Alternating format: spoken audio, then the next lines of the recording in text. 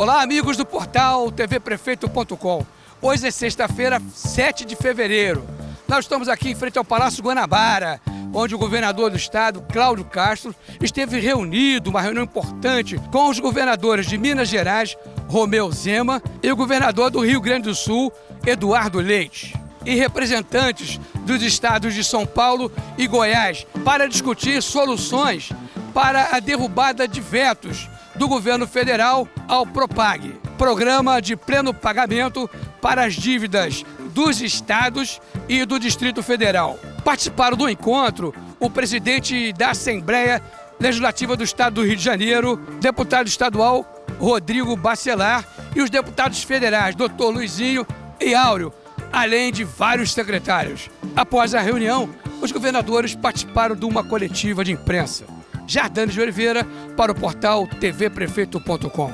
Nós somos os estados mais interessados na questão de Propag, não que não tenham outros, mas os estados que mais lutaram. Quero agradecer aos outros secretários de Fazenda, sobretudo a Priscila, que foi muito importante, secretária do Rio Grande do Sul, nesse processo todo. Nós discutimos hoje aqui muito pragmaticamente a questão dos vetos, aqueles que nós lutaremos junto com o deputado Dr. Luizinho, o deputado Áureo, coordenador da bancada do Progressista e coordenador da bancada do Rio de Janeiro. O que nós lutaremos aqui pela derrubada? Fizemos um review aqui em cada veto, o que ele era. Então terão 3 tipos de encaminhamento. Encaminhamento para a derrubada clássica, e é muito importante de dizer aqui que o nosso encaminhamento da derrubada são sobretudo para itens que foram negociados com o Ministério.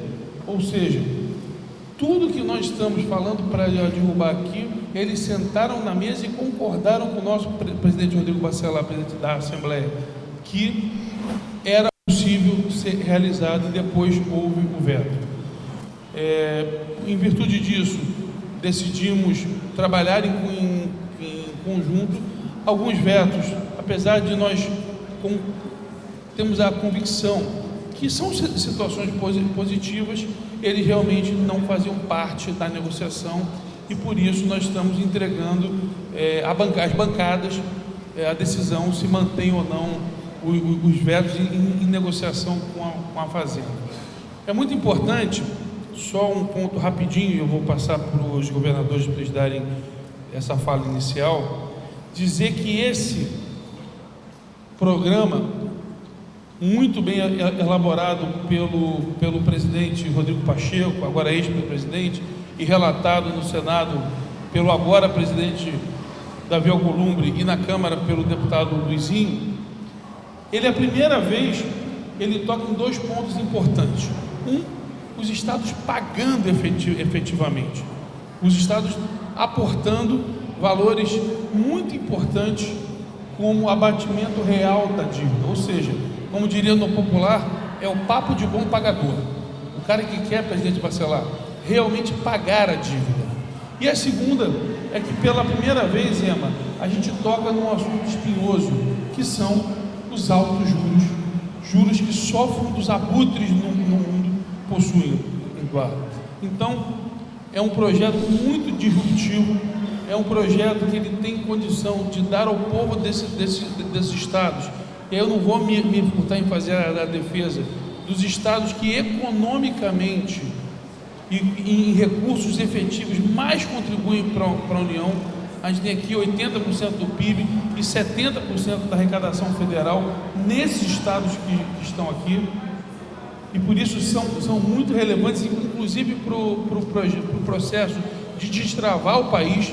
A gente quer ver um país crescendo 7, 8, 9, 10%, e sem esses estados saudáveis, o país não crescerá mais que 1%, 2%. É impossível somente a União conseguir fazer que o país cresça com os estados que mais têm atividade econômica quebrados. Então esse é um projeto que ele olha um Brasil para frente, ele olha um Brasil que possa ter saídas reais para os graves problemas econômicos, sociais e de infraestrutura que a gente tem, e por isso a nossa defesa. Queria mais uma vez, sobretudo, agradecer os dois governadores e passar rapidamente a palavra para eles aqui. Eduardo. Muito bem, muito obrigado, governador Cláudio Castro, em primeiro lugar, por fazermos aqui no Rio de Janeiro esta reunião, cumprimentá-lo por toda a articulação feita nesse processo, tanto na votação como agora na discussão dos vetos.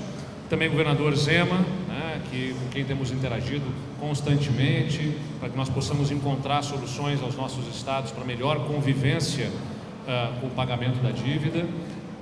A representação de Goiás e de São Paulo aqui com seus secretários e todas as equipes. De forma muito objetiva, nós estamos aqui como estados que estão fazendo a lição de casa nas contas públicas. Fizemos reformas, privatizações, reorganizando a máquina para que ela pudesse caber no bolso do contribuinte. No Rio Grande do Sul mesmo, a partir das reformas que fizemos, os salários foram colocados em dia, pagamento a prestadores de serviços, investimentos foram retomados, mas a dívida com a União tem o potencial de ocupar mais de 12% da receita corrente líquida do Estado, quando ela vier a ser paga nas regras atuais da forma contratada. E isso é mais do que o Estado é capaz de investir em saúde, sendo drenado para o pagamento da dívida. Não é razoável isso. Nós não somos estados que tenham outros benefícios que a União confere a outras regiões. Então, o mínimo que nós pedimos aqui é que haja a compreensão no sentido de garantir aos nossos estados condições de pagamento dessa dívida com juros mais razoáveis, para que seja pagável efetivamente e nós não tenhamos uma precarização de serviços e de investimentos nos nossos estados. Muito bem, dito isso, articulamos, negociamos o Propag. Quero saudar e agradecer a disposição do governo federal nesse sentido. Na discussão abriu-se a essa possibilidade, como foi registrado na nossa reunião. A maior prova de que houve acordo com o governo no encaminhamento da votação é o próprio placar da votação no Congresso. A base do governo, né, votou favoravelmente ao projeto. Houvesse desacordo, né, se não houvesse esse entendimento, teria havido orientação do governo contrária e o placar teria sido outro que não aquele que se configurou. Então, houve um acordo, houve um encaminhamento adequado nesse processo, nessa discussão, com a chancela do governo federal, e nós somos gratos por isso.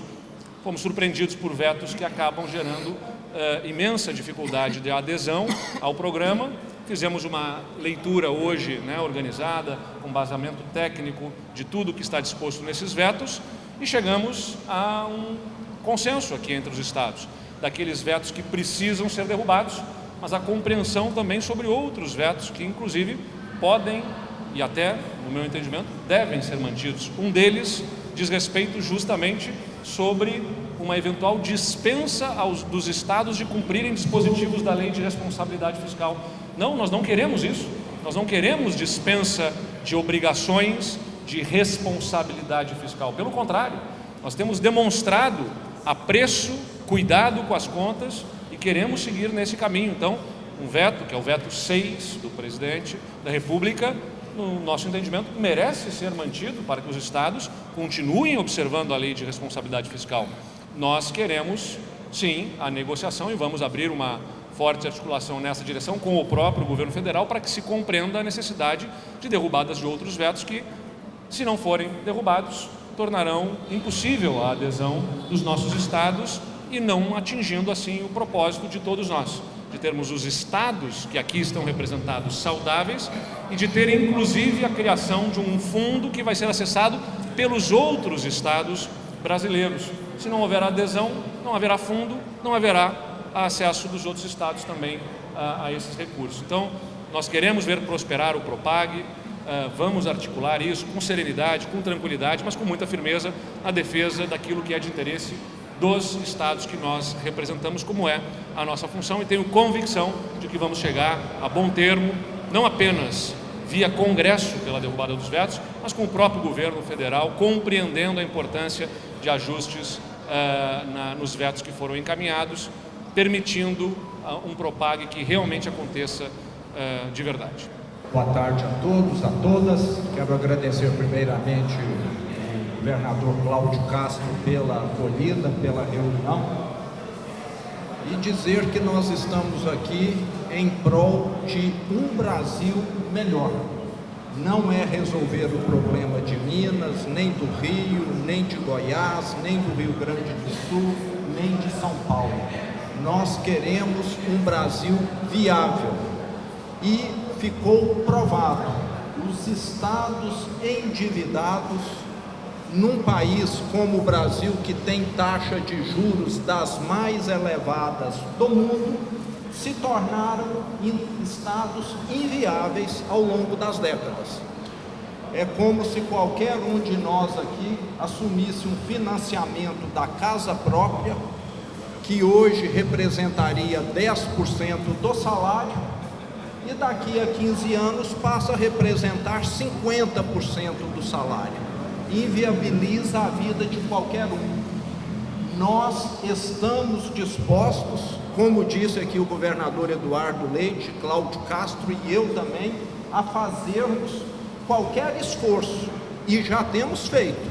Qualquer um que pegar os dados de Minas Gerais vai ver que quando eu assumi, a folha de pagamento representava 67% da receita corrente líquida.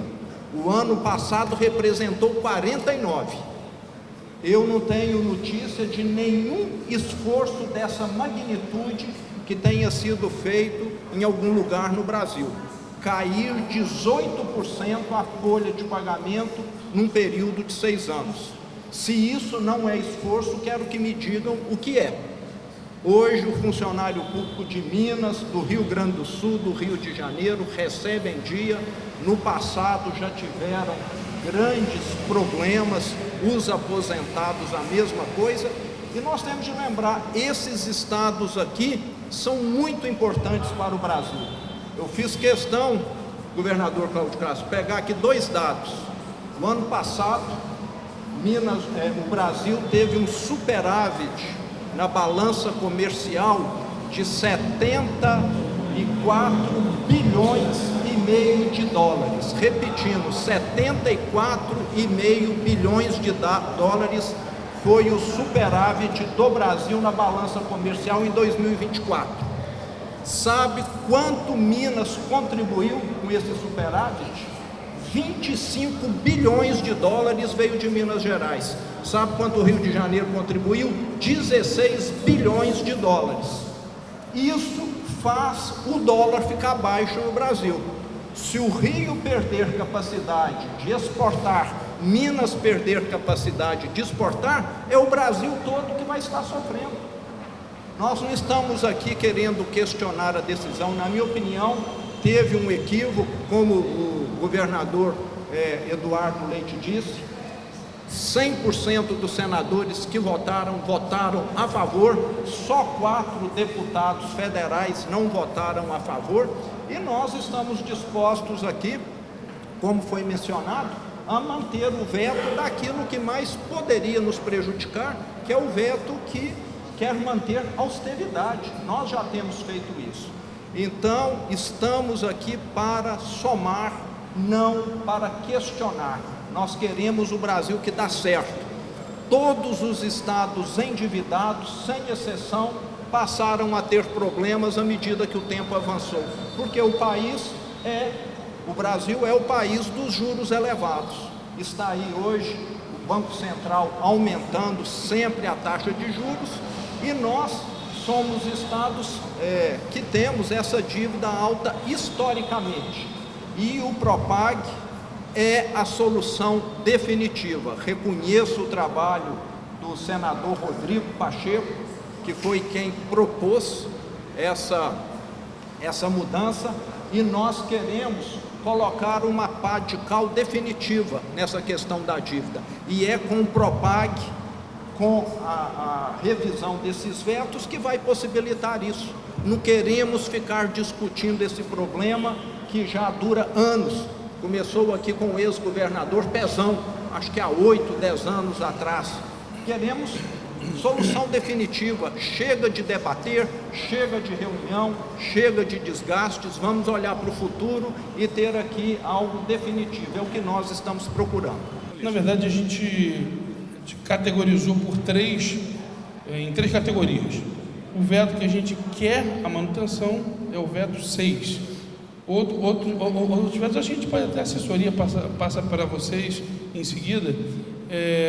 Outros vetos a gente quer a derrubada e alguns outros nós estamos deixando na mão do Congresso, até porque a esmagadora maioria desses foram coisas que o próprio Congresso colocou, o Senado ou a Câmara.